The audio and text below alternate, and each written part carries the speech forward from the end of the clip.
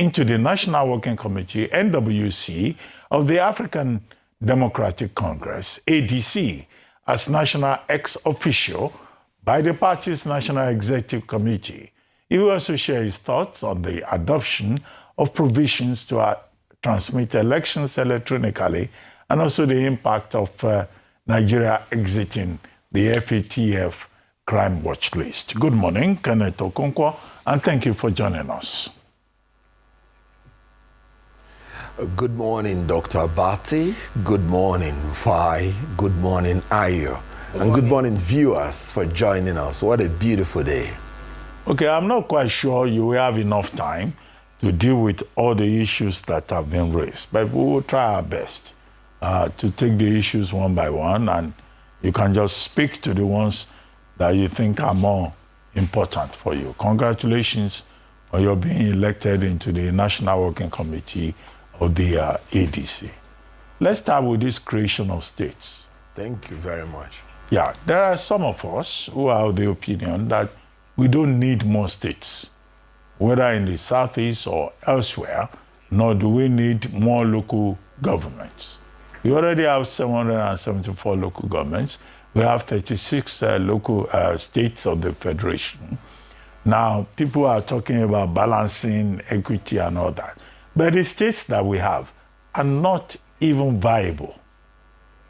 Do you support the idea that we need to increase bureaucracy, increase the number of states, increase the number of local governments, and what will be the justification for that? That's one point. And then what do you think? Because all of this is under the rubric of preparations for 2027, electoral reform. Now the Senate is saying, oh, the burden of proof should be on INEC and not on the litigants. Now, what do you also think of that? Because usually the presumption of innocence or regularity, which is the technical word, is always on the side of INEC. But some people are now saying, no, INEC has to prove that it conducted elections properly, and that it will have to answer questions with regard to how election is managed. Those two to start with, from me.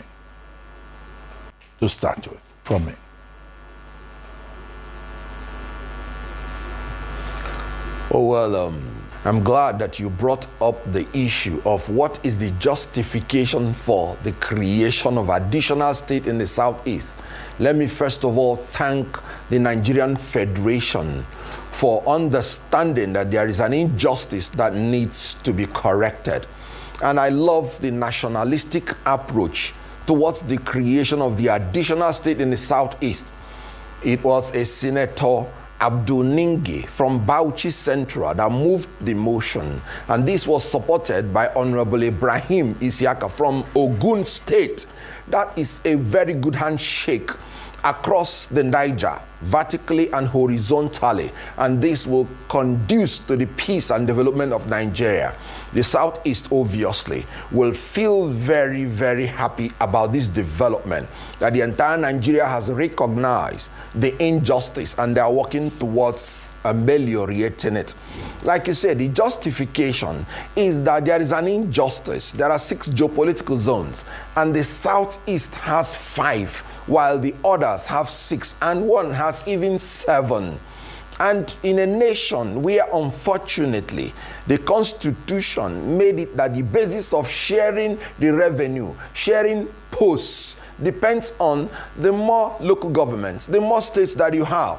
So you see, like in section 147, subsection 2, where the ministers of the federation are shared according to the number of states in the federation. Automatically, you have shortchanged the Southeast when you give them 5 states, when some other geopolitical zones are having 7. That is why I agree with Senator Ali Ndume when he said that this is a long overdue act of fairness and justice. So it's about fairness, equity, and justice. That's the justification. The Southeast should take a cue and also ensure that they have a consolidated, peaceful approach to also choosing one state from amongst themselves. This time around, Adada State with the capital in Nsukka, because of the ancient and modern contribution of Nsukka to Nigeria. Remember, the university town was built there around 1960, and they've been clamoring for Adada State, made up of Nsukka local government, Iwubeze North and South, Udenu local government, Isi-Uzo, and Ozowani. And this is an ancient and modern community with agrarian superpower power. You hear about Ose Nsukka, you hear about the weather of Nsukka, where Dr. Nnamdi Azikiwe lived all his life because of how convivial and how accommodating the town is. So Southeast should narrow it down to Adada State and make sure that they are united, even as the entire Nigeria is united in granting them this Southeast. But let me point out, Ruben Abati, you are correct that we should also be thinking about viability. After consolidating the justice and fairness, we must also redesign our polity to ensure true federalism, to ensure fiscal federalism. And when you do that, the agitation for more states will evaporate. Before 1966, recall there were 4 regions in Nigeria. The South had 3. And the North, despite their population, despite their landmass, had 1. And they were not crying about marginalization. And the reason is because the basis of sharing of the revenue, the basis of sharing the revenue is derivation. And when it's derivation, as you earn, that is what you receive. And this encourages productivity and not consumption. But now that they changed it, and it becomes the number of states and local government that you have, this will encourage people to begin to demand for more states, begin to demand for local government, because you are now basing your revenue sharing based on consumption, not on productivity. And this is actually going to weigh us down. So after the amelioration of the injustice, where the Southeast would have 1 state to measure up, we should now be talking about redesigning our revenue sharing formula to encourage productivity and not consumption. And you will not hear any section demanding for any state, because viability will become the basis of creating additional states or local government, as it was before the Civil War, before the 1966 coup. Our first republic organized themselves on the basis of physical federalism. And through federalism, where derivation is the basis of revenue sharing. Your point is clear. But I also moving forward. The other question about electoral reform. Go ahead. And the responsibility of yes, INEC, the electoral the burden reform, of proof. Yes. Yes. Well, thank God that we have a new INEC chairman. I wish him well. The basis of the development of Nigeria depends on free, fair, credible election. I tell you the truth. If we have free, fair, credible election, we won't even be talking about cases going to court. We are the most litigious nation on earth because we are not doing things according to the law. If you recall, 2007 was the most terrible election, and we had about more than 86% of cases going to court. And when you got to 2011, because of the reforms, it came down. And in 2015, it came down. It started rising again in 2019 and 2023. So the more fraudulent elections you have, the more cases you have in court. And I agree that the burden of proving regularity of election should be on INEC. And this is because of the frustration that petitioners always have. They cannot access the documents to prove their case. They do not have the right personnel, because you'll be expected to provide polling unit agent that will give oral evidence, that will speak to the documents you are producing within a very short time, and INEC will not be cooperating with you. So when INEC has the burden, INEC will now produce all the requirements. I was a member of the presidential legal team during the 2023 election. Do you know INEC was subpoenaed many times to provide the original from EC8A in court, and it did not come to court today. They simply came and said he was not there. And because the burden to prove is on the petitioner, if he does not prove it, his petition collapses. Right. But when INEC has the burden to prove, they will now be compelled to bring all the documents to court. It will make something more efficient. It will make it easier. And then Section 137 of the Electoral Act will be reactivated, whereby we are the documents, when the documents are fully produced, and then the court can just look at it. And if the petitioner now has anything to oppose, he will oppose, and decision will be made faster, quicker, and more efficient. So I agree that the burden of proof should be on INEC. INEC, you conducted the election. INEC, you have the documents. INEC, you have the personnel. INEC, you have the everything. And you are saying that you did the right thing. Come to court and prove it. It is a nice thing. Then when we talk about our electoral reforms, we are talking about electronic transmission of results, making it mandatory and compulsory. In all honesty, in our Electoral Act already that we have, I believe that we have sufficient sections to ensure that we have electronic transmission of results. We have section 47.2 that made the use of card reader compulsory in catching the accredited voters. And you say without it, you don't have election. That's electronic recording and storage of information. You have section 62 that said immediately after the election, you transmit to a national electronic register of election results, pulling in it by pulling in it. And whoever wants a copy, you give him to prove his case. These are all there. And you have section 64.45, where they say you need the electronic transmitted result to use for collation. And INEC in its regulations made it mandatory. But unfortunately, the court said it's discretionary. My next question is so we need to, reinforce our Electoral Act to make sure that we make it compulsory electronically, so unequivocal, so that the courts will not have any excuse. Thank you. You have spoken very well. Now I can come in to ask a question. Thank you so much, Mr. Okonkwo. Going back to you, though, it's just two questions I have for you very quickly. If you can be brief, please. The first is around the, the creation of a new state, and to your argument that what we should be speaking about more is on revenue allocation and the basis on which it is distributed among states. And you already said it, that's the reason why the current formula is the reason why there are more agitations for states, because it's not only the southeastern states. In the southwest, they're also asking for new states as well, and other parts.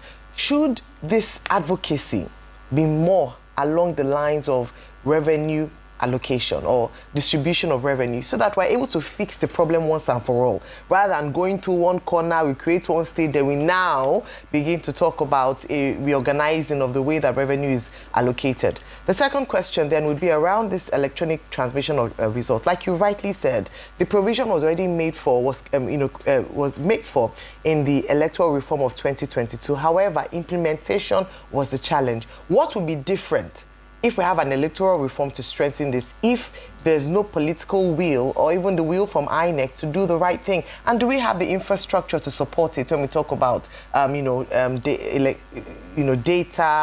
network connectivity and the likes? Because that could very well be cited as a reason why it would not work.